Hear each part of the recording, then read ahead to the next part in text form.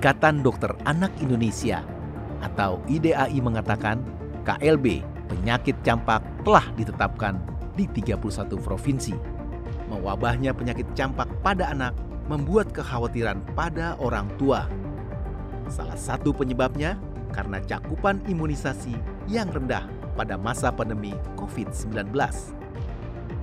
Berdasarkan data Kementerian Kesehatan, cakupan imunisasi campak maupun kejar imunisasi pada tahun 2022 hanya sekitar 72% dari target 95%.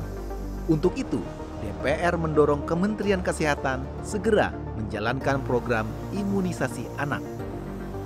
Anggota Komisi 9, I Ketut Karyasa Adyana mengatakan, rendahnya cakupan imunisasi harus menjadi evaluasi bagi Kementerian Kesehatan untuk tidak mengabaikan penyakit-penyakit lainnya pasca penanganan pandemi. Harus menjadi program yang prioritas, utama pada anak-anak itu sendiri. Dan terus digalakkan terus imunisasi itu, apalagi imunisasi ini kan sudah kita anggarkan terus. Jangan sampai nanti anggaran yang sudah dianggarkan itu tidak terserap. Karena terbukti dari evaluasi anggaran, itu sekitar di Kemenkes hampir 8 triliun programnya itu yang tidak terserap. Dan tentu ini menjadi sesuatu catatan bagi kita koreksi sebagai DPR.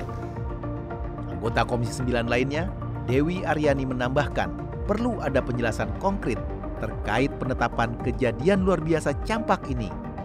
Nah, Kementerian Kesehatan harus melakukan analisa, ya kan, melakukan analisa pendalaman virus-virus rubella itu bagaimana, ya kan, penanganannya, apakah cukup nantinya masyarakat dengan diberikan vaksin campak, ya kan, atau ada hal-hal yang lain.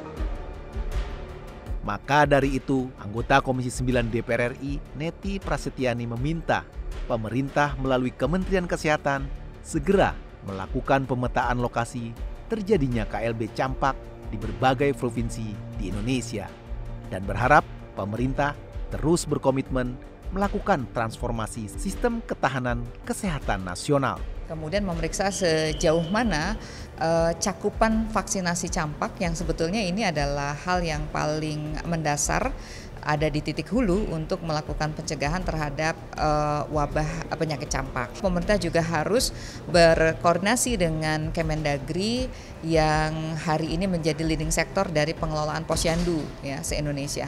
Kita berharap masyarakat utamanya kaum ibu, perempuan terus didorong untuk bisa memeriksakan bayi dan balita mereka ke posyandu dan menjadikan posyandu ini sebagai titik destinasi pertama bagi pemerintah untuk mendeteksi kejadian KLB campak ini. Hal senada diungkapkan Rahmat Handoyo yang mendorong pemerintah kembali menggalakkan imunisasi untuk mengantisipasi dampak yang ditimbulkan campak. Rahmat mengatakan, pemerintah harus aktif melakukan sosialisasi dan edukasi kepada masyarakat untuk turut menyukseskan program vaksinasi. Ya kalau kemarin pemerintah digalakkan sedemikian rupa pun ketika rakyat atau orang tua tidak berani ke fasilitas untuk divaksin atau imunisasi, saya kira masuk akal ya.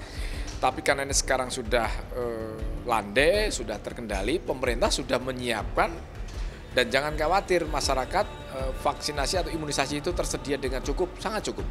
Tinggal imunisasi itu sukses tidaknya tidak di pemerintah pusat. Pemerintah pusat itu menyiapkan perangkat stok vaksin atau imunisasi, tapi sukses tidaknya di kepala daerah.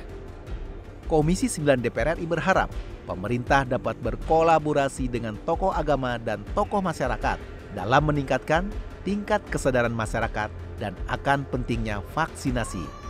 Karena masih adanya gerakan anti vaksin oleh sekelompok masyarakat di daerah tertentu.